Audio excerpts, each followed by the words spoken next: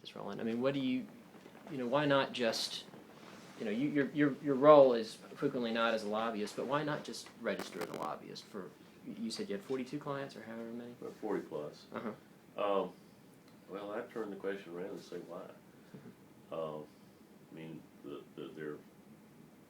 there are clearly, well, I won't say clearly, there are defined,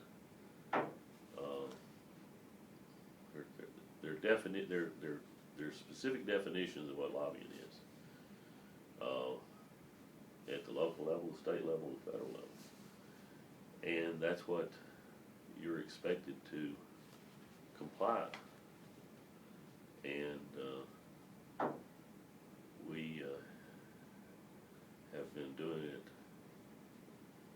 what we do for 30 years, including some governmental relations.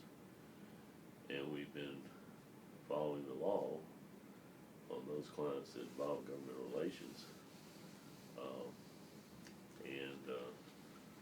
As far as we know, in 30 years, they've only made the one mistake that's become so entertaining to all of you. Now you say you don't describe yourself as a lobbyist in most cases. No, we don't describe our business as primarily a lobbying firm. If you go to our website, you look at all our materials, you'll see that. But you know, that'd be enterprise, which a lot of reporters seem to have completely forsaken these days. I think a lot of lobbying firms don't call themselves lobbying firms, even when they're doing 98% of their work lobbying. But if you ask them what they are, they'll say they're a lobbying firm.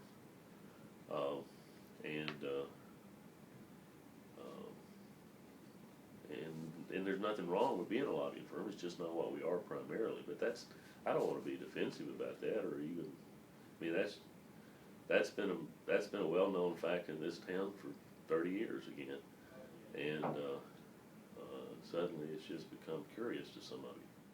What do you see yourself as? How would you describe yourself in a couple words? I see myself as a general consultant that helps businesses solve problems and maximize opportunities. That's a fairly vague description. Well, it's a vague business.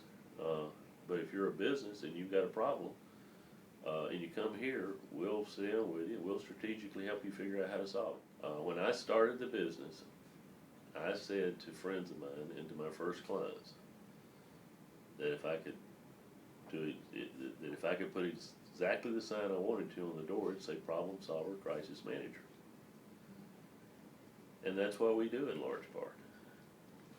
Now, some of the problems we solve are not negative, a lot of them are positive. Somebody wants to build something, and they've got impediments, we can help them figure it out. And those are not always government impediments. There are lots of impediments. But if they include government impediments, we know how to help them go through that too. But we're exactly the firm today we were when I started it in 1983.